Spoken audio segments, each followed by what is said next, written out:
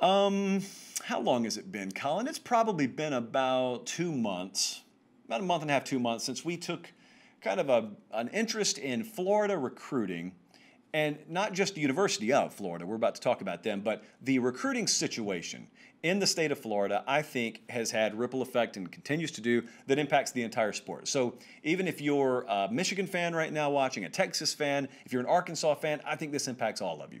I normally talk about topics on this particular show that impact the broadest majority of the audience for obvious reasons. So I want you to just kind of walk along with me here. The general thinking has been the inability for any of the big three in the state of Florida, Miami, FSU, and Florida, all due respect to Central Florida, the big three remain the big three in the state of Florida, and their inability to stop the bleeding of their own high school talent from leaving and going to Tuscaloosa and Clemson and Columbus, Ohio, has had a big impact in the world of college football. Because not only is that making you inept on a national level, and has been for a while, Florida has been better on the field than the other two significantly. I'm not saying they haven't, but they also haven't been in national championship contention. And the other two, obviously, have been nothing to write home about. Not only has that happened, but places like Clemson, I mean, they have loaded up. Places like Alabama, they've loaded up rosters with talent from Florida and won championships. How much would the sports course be reversed if some of that talent stayed home? How much more parity would you have in the Atlantic Coast Conference, let's say, if Florida State and or Miami were to have gotten their collective recruiting efforts together for a few years and been able to challenge Clemson? Don't know. Don't know the answers to all these things. They're rhetorical. But anyway, that's just to briefly recap the thoughts that we've had here. And now we move forward a little bit because I think it's just been a golden opportunity unrealized for the University of Florida. Because the other two don't have something that Florida has. Florida has had the ability to walk in living rooms and say, I'm a proven head coach if I'm Dan Mullen. And number two, we're winning already. We're good already. We're not trying to recover from a disastrous 6-7 back-to-back campaign run. We've been in New Year's Six games the last 2 years. And you need to realize that opportunity because eventually, if you don't, someone else will. So that's been my thinking with Florida. I don't think that's even all that out of line with the way a lot of Florida fans think. Fast forward to 5 days ago. 5 days ago, I was very busy. I was working on a show, and I was simultaneously doing like 5 other things. And I looked down at my phone, and it may have been Wolfong. Somebody texted me and said, Jason Marshall to Florida. And I looked at it. I get a lot of texts per day and a lot of alerts and stuff like right now, even just from this show, my phone's blown up. So I looked at it, but I didn't see it, if that makes any sense. I glanced at it, but I didn't really know what I looked at. Fast forward 2 hours later, and I get another text. Say, can you believe what Florida pulled off? I said, what are they talking about? What are they talking about? Oh, wait a second. Let me go back and look at that text. And I go back and look at the text. And there it is. Sure enough, Jason Marshall, 5-star corner, by the way, out of South Florida. We've been talking about him for quite a while, but we've been talking about him in the context of Alabama leading for him, Miami looking like they were surging maybe to the forefront for him. We had not talked about the University of Florida all that much, nor had anyone else. This was a genuine shocker for a lot of people, myself included, and it just didn't register at the moment when I looked at my phone. So, I thought, well, it must be a 2022 kid because it was so out of the realm of possibility to me that this was happening on this day, but it ended up happening. If you suggested to me that this is the biggest, or at the very least, one of the biggest commits that Dan Mullen's had in his time at Florida, I'm certainly not going to argue with you.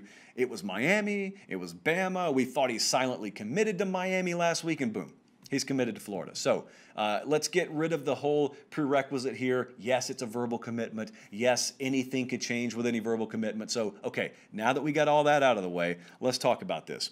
Because this was a golden opportunity for Miami. Make no mistake, they had already landed the verbal commitment of James Williams, and they had already landed the verbal commitment of Leonard Taylor, a couple of more 5-star products out of South Florida. And if they were about to make a move from Marshall, it was going to be a really big deal. And instead, Florida swoops in. And so you're sitting around, and if you're a fan of Florida football, the state of Florida, Florida high school football, and you've been following, for instance, the recruiting scene down there, you know about all these kids from Palmetto down there, the Palmetto Five, as they call them. They're loaded this year. That high school program is loaded this year. Not the first time, probably won't be the last. Next day, they land Marshall, does Florida. Next day, there's another alert. Corey Collier. Now, this was a scheduled commitment, but Corey Collier, 4-star safety out of the aforementioned Palmetto 5, also commits to University of Florida. That's another top 100 kid. That's a high 4-star safety. And all of a sudden, you're looking around and saying, wait a second. It seems like we've been talking for months about Dan Mullen and company, and Dan Mullen in Florida needing some kind of spark. And they got it yesterday. And now, well, this is back-to-back. In some worlds, they would even call this a hot streak. They would call them dominoes falling. And so I knew what was coming before I even opened the Twitter DMs or the email inbox, but I did it anyway. And I had, I would safely say, several dozen messages that in some shape, form, or fashion, sometimes in all caps, sometimes not, said, what are you going to say about Florida now? Well, I'm going to say good things about him now. I'm not sure what the interpretation I was supposed to have to those messages was. Was I supposed to know this was coming? Did you guys know this was coming? I don't think you did. So basically my strategy has been, let me be mildly critical of the recruiting effort at Florida until the recruiting effort at Florida turns a corner. Then I will praise the recruiting effort at the University of Florida. So now it's time to heap some praise on the recruiting effort at Florida. This is a big deal. They need to duplicate it. This does not need to be a 1-month deal or a 1-cycle deal. This should be an annual deal. Now, we can cross that bridge later because right now, things have been good over the last week. And think about this. If you zoom it out just a little bit, if we were to rewind 3 months ago, and I got the names in front of me here, you know, James Williams was thought to be a Georgia lean. That's a 5-star athlete out of South Florida. He was thought to be a Georgia lean for a long time. I thought he was going to Georgia. Leonard Taylor was down to Florida or Miami. So that was a guy that it was pretty widely thought was going to stay in state. But Jason Marshall, Alabama, had a lot of smoke, trending very, very strongly, it looked like, for Jason Marshall. Corey Collier, all of these guys, my point is, if I were to tell you 3 months ago, hey, Taylor and Collier and Marshall and Williams, none of them are leaving the state of Florida. That is what would have shut me up. That is what would have taken a lot of those segments that we did on the state of Florida, the Sunshine State recruiting, and I would have wadded it up and thrown it over my shoulder. Because this is how it should be.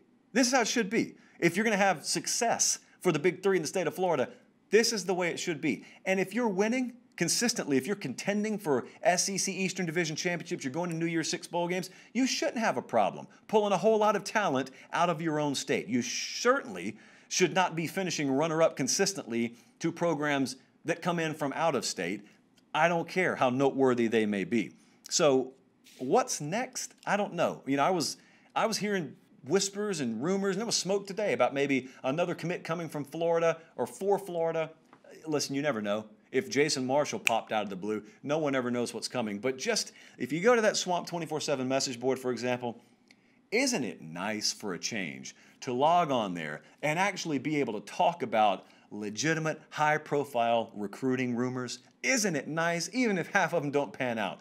To think that, again, we are in it now for big names. Oh, someone just decommitted from Ohio State? We're in it. And we just landed a 5-star from South Florida? Good. What's going to happen? Next day, we get a 4-star safety from South Florida? Hey, we're in it now. So we're squarely in the top 10 of the team rankings, but also now we are trafficking in some of the same rumors that Alabama fans traffic in, and Clemson fans, and Ohio State fans. This is what it's supposed to feel like when you're recruiting the way you're supposed to. So now you got to hit the repeat button and over and over and over again. So yes, praise is due for the Florida recruiting effort over the last week.